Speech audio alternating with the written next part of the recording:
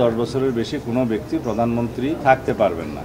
যেহেতু caretaker Sarkar in place হয়েছে, যে নামে হোক, সেই কেয়ারটেকার সরকারের অধীনে স্বাধীন নির্বাচন কমিশন যদি স্বাধীনভাবে নির্বাচন পরিচালনা করে এবং জুডিশিয়ারির কমপ্লিট ইন্ডিপেন্ডেন্স আমরা এনশিওর করতে পারি এবং ফ্রিডম অফ প্রেস যদি এনশিওর করতে পারি, আর অন্যান্য যেগুলো রিলেটেড দুদক সহ অন্যান্য প্রতিষ্ঠানগুলোকে যদি আমরা শক্তিশালী করতে পারি, এইখানেই গণতন্ত্রের রক্ষা কবচ হিসেবে তারা কাজ করবে। এবং গণতন্ত্রের রক্ষা কবচ ছাড়া, এই সমস্ত প্রতিষ্ঠান ছাড়া গণতন্ত্র কখনো শক্তিশালী হবে না। আর যদি ফ্রিডম অফ প্রেস যে দেশে বেশি, সেই দেশে আপনারা জানেন গণতন্ত্র শক্তিশালী হয়, সেটা ক্রমান্বয়ে শক্তিশালী হয়ে উঠছে এবং independence of freedom of press আমরা দেখতে পাচ্ছি আরো গ্রাজুয়ালি সেটা ইমপ্রুভ করবে বলে আমরা বিশ্বাস করি। এগুলো না করে শুধুমাত্র নির্বাহী বিভাগকে ক্ষমতা কমিয়ে, নির্বাহী বিভাগের ক্ষমতাকে সব জায়গায় কার্টেল করে একটা সুষ্ঠু সরকার পরিচালনা, রাষ্ট্র পরিচালনা কখনো সম্ভব হয় না। আমরা যদি সবসময় মাথায় রাখি যে এক ব্যক্তি স্বৈরাচার হয়েছিল, সেই জন্য নির্বাহী বিভাগকে দুর্বল করতে হবে এবং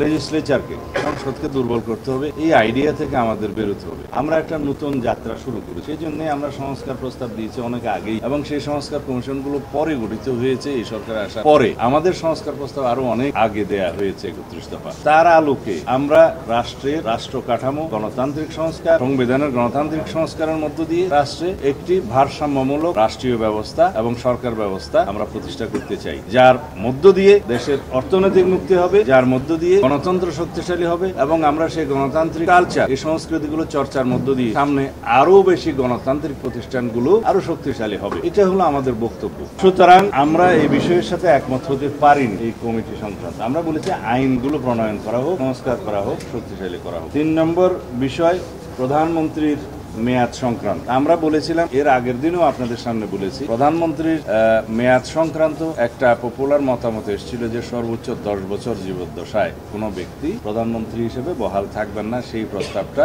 আলোচনা হয়েছিল। তা আমরা বলেছিলাম আমরা দলীয় ফোরামে সেটা আলোচনা করে তারপরে জানাবো এবং সাথে বলেছিলাম যে এই এনসিসি অথবা এনসিসির মতো আর কোনো বডি যদি নির্বাহী বিভাগের কর্মকাণ্ডে বাধাগ্রস্ত করে অথবা ইন্টারফেয়ার করে, সেরকম কোনো ব্যবস্থা থাকলে আমরা হয়তো সেই প্রস্তাবটা গ্রহণ করতে পারি। আমি আপনাদের সামনে আজকে পরিষ্কার বলছি, আমাদের দলীয় অবস্থান হচ্ছে আমরা প্রধানমন্ত্রীর মেয়াদ লাইফ টাইমে একজন ব্যক্তি জীবদ্দশায় 10 বছরের বেশি বহাল থাকবেন না বা 10 বছরের বেশি কোনো ব্যক্তি প্রধানমন্ত্রী থাকতে পারবেন, এই বিষয়ে আমরা একমত। তবে এই জাতীয় সংস্থাগুলো, এনসিসি বা সাংবিধানিক নিয়োগ কমিটি, এই জাতীয় সংস্থাগুলো যদি দিয়ে নির্বাহী বিভাগের সমস্ত কর্মকাণ্ডকে সমস্ত জায়গায় ইন্টারফেয়ার করার যেখানে সম্ভাবনা থাকে, এগুলো করা হয়, তাহলে আমরা সেই প্রস্তাবটা গ্রহণ করতে পারবো না। তখন আমাদের 31 দফা মাফিক আমাদেরকে যেতে হবে, যেভাবে আমাদের দেয়া আছে আগে, সেইভাবে আমরা যাব। এখন প্রশ্ন উঠছে যে আপনাদের এই বিষয়ে ঐক্যমত হয়েছে কিনা। এই বিষয়টাও পেন্ডিং রয়ে গেল, এই বিষয়ে কোনো ঐক্যমত এখনো প্রতিষ্ঠা হয়নি।